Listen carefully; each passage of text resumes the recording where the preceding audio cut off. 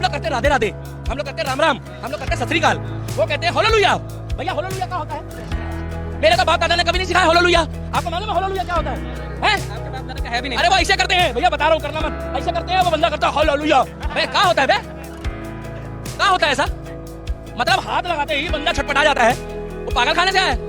अंधविश्वास इस देश में मत फैलाओ, ये देश सनातन धर्म का है। गलती करे तो बाइबल कहती है कि अपने आप को नम्रता के साथ संभालो कि हम भी गलती ना करें। अगर कोई मूर्खता की बात करे तो आपको क्या करना चाहिए? क्या हमें भी मूर्ख बन जाना चाहिए और गालियां निकालनी चाहिए? अपने आप को उस जगह पे रख के देखो।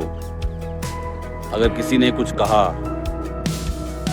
आप उसका लीगल प्रोटेस्ट कर सकते हो, पर अगर आप उसको गालियां निकालोगे, कोई बोल रहा है कि वो कुत्ती है, कोई बोल रहा है वो वैश्या है, कोई बोल रहा है, ये चीज़ें सही नहीं।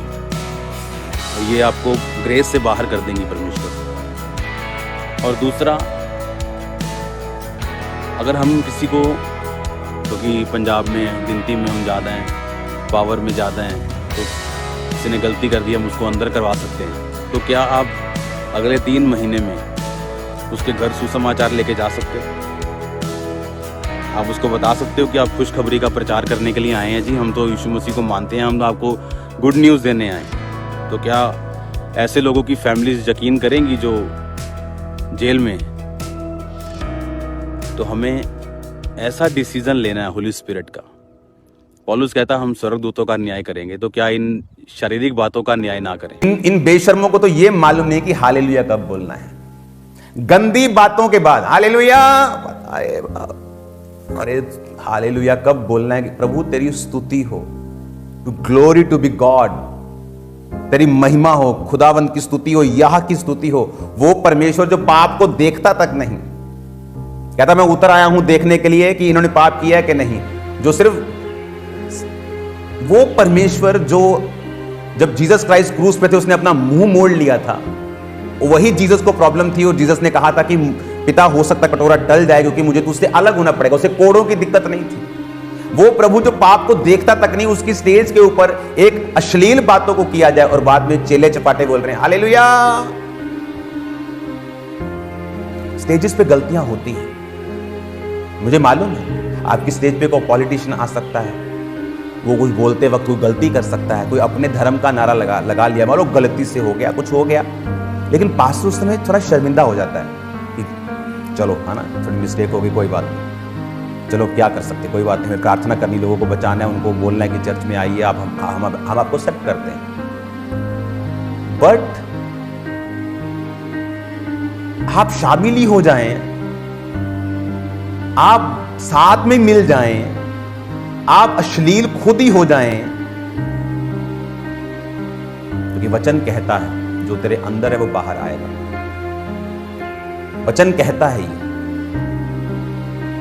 क्या प्रभु ने हमें माफ करना नहीं सिखाया? सिखाया है। इसीलिए उन लोगों को माफ किया जिन्होंने बहुत खिलाफ बातें की, जो मेरे खिलाफ चल रहे थे, जिन्होंने मेरे खिलाफ बातें की, मेरे खिलाफ चले, उनके घर बना के दिए हैं मैंने। लेकिन मैं इंटरनेट पे अपनी बल्ले बल्ले कराने के लिए कभी नहीं डालता। मेरे बर्थडे के दिन से आज तक, उससे पहले रोज चैरिटीज हो रही हैं, कंबलों से लेके, राशन से लेके, और राशन कमरे भर भर के, लेकिन आपको कभी नहीं मिला होगा। प्रेम का मतलब उसे इंटरनेट पे डालना नहीं है। अन्य जातियों की मेडिकल हेल्प जाती है रोज, लड़कियों की शादी होती है रोज, आपको कभी इंटरनेट पे नहीं मिलेगा। उसके वचन कहता है कि तेरा दाहिना हाथ करे बाहिने को मालूम ना हो, बाहिना करे दाहिने को मालूम ना हो।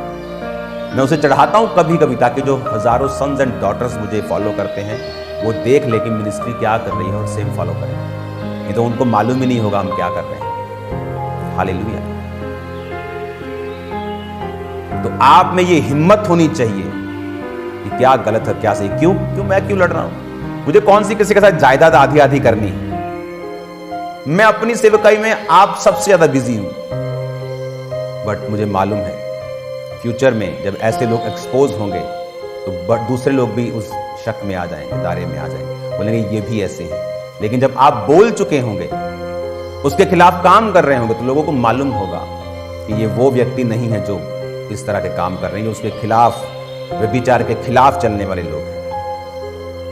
तो आज से कुछ समय के बाद एक ग्लोबल क्रिश्चियन एक्शन कमेटी की मीटिंग को बुलाया जाएगा और जितने आप इमेजिन करो, मैं कनाडा में था और वहाँ में जब कैनेडियन सरकार ने मुझे सम्मानित किया तो जिस मंत्री ने मुझे सम्मानित किया तो उसकी टेस्टिमनी में ले रहा था कि परमेश्वर के बारे में, वो मिस्र से था, वहाँ मिस्र में बहुत क्रिश्चियन थे, तो वहाँ वो क्रिश्चियंस के ऊपर हो रहे अत्याचार के बारे में बोला करता था। उसको थ्रेट था, इतना थ्रेट था कि जो बड़े बड़े लोग थे वो उसको मारना चाहते थे।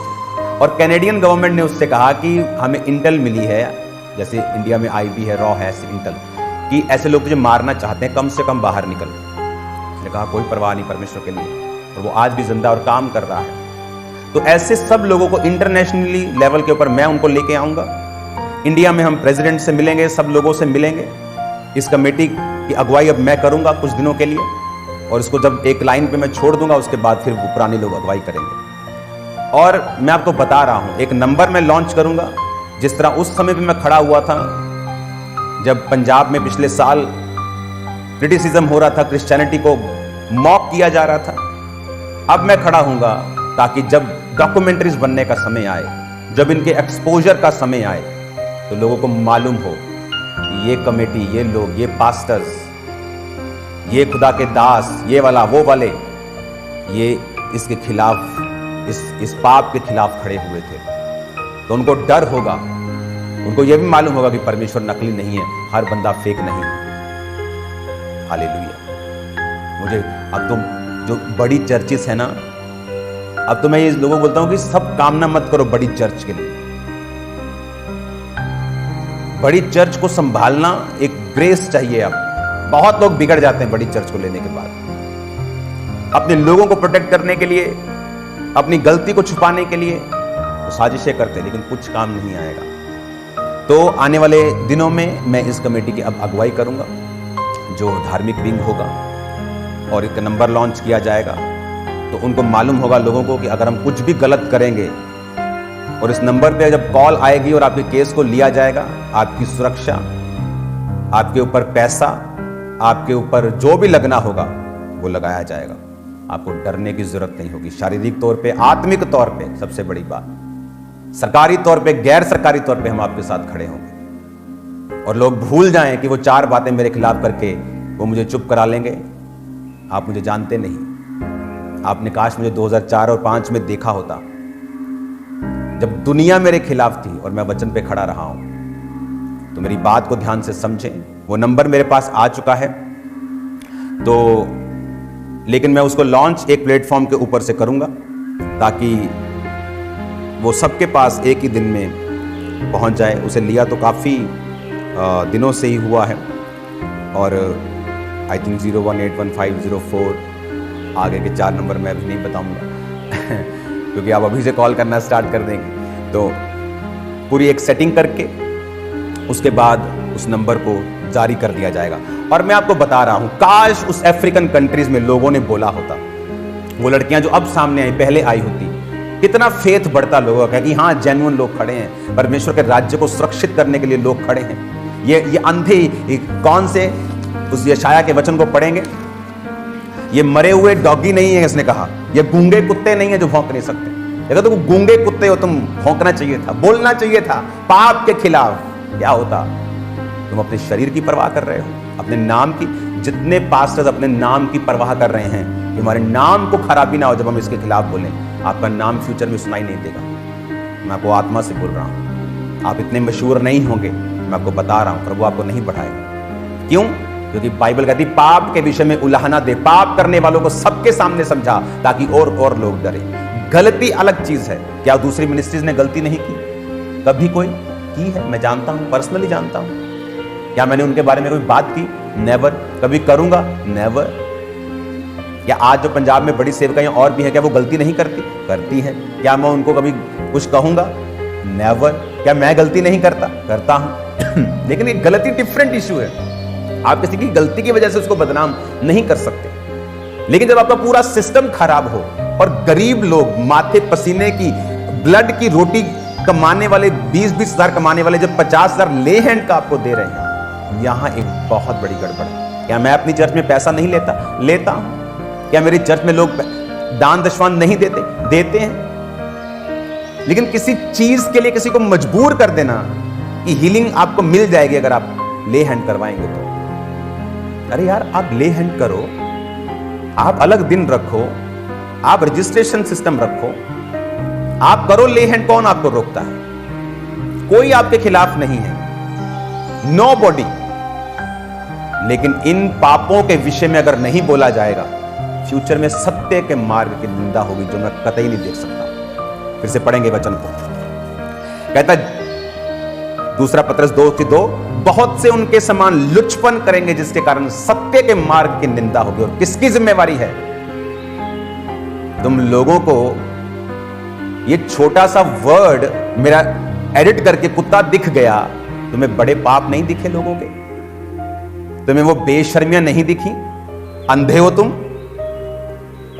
तुम्हें यह नहीं दिखा कि किस तरह से परमेश्वर के नाम की बेअदबी की गई? तुमको पता है स्यापा का मतलब क्या होता है?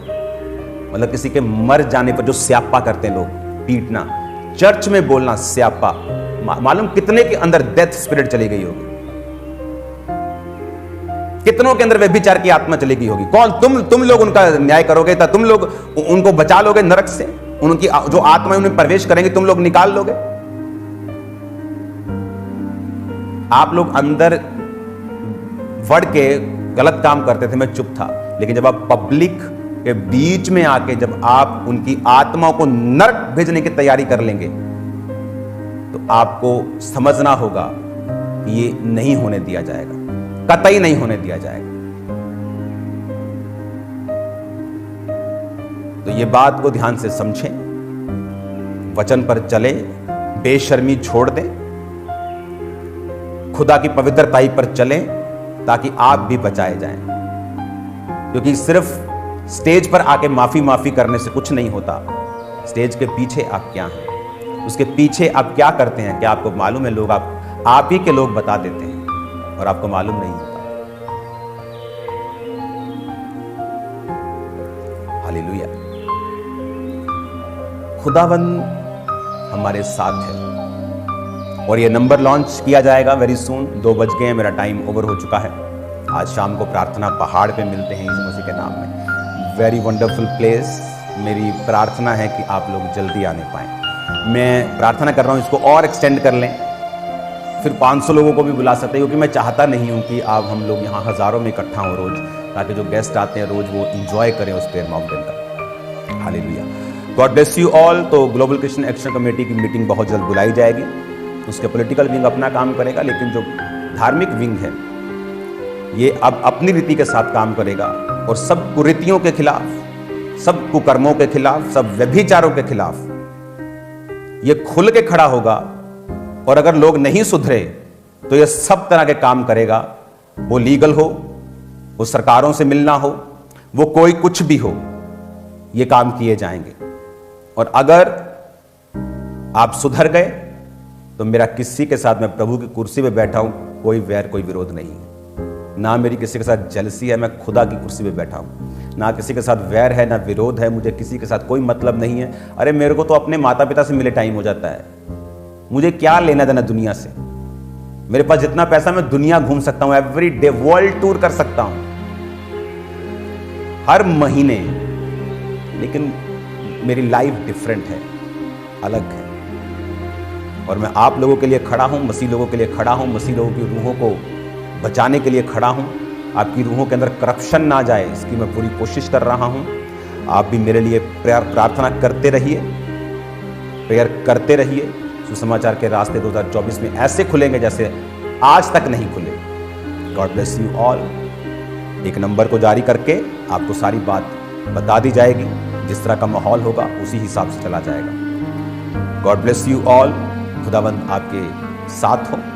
ये सारी टीचिंग, ये जितनी भी यूनिवर्सिटीज़ की टीचिंग हैं और भी टीचिंग्स हैं, इनको मैं कंटिन्यू जारी रखूँगा। और ये याद रखें, मैं एक वचन को सीखा हुआ व्यक्ति हूँ, इसका घमंड नहीं है मुझे। मैं तो बोलता हूँ कि मैं एक पागल था, तो मैं तो ताली भी नीचे सिर, मेरे को ताली नहीं बजने, नीचे सिर करके मैं ताली में सामने नहीं देख होता था। लेकिन वचन परमेश्वर ने सिखाया है मुझे, उसकी आत्मा ने सिखाया है। स्टडीज मैंने की हैं, हर तरह की जो यूनिवर्सिटीज़ की स्टडीज़ हैं, बाइबल स्टडीज़ हैं, वो मैंने की है। आत्मा द्वारा मैंने बहुत स्टडी की है। वचन को मैं जानता हूँ, कहाँ क्या है मैं जानता हूँ। इसका घमंड नहीं है मुझे। क्या मैं गलती नहीं कर सकता?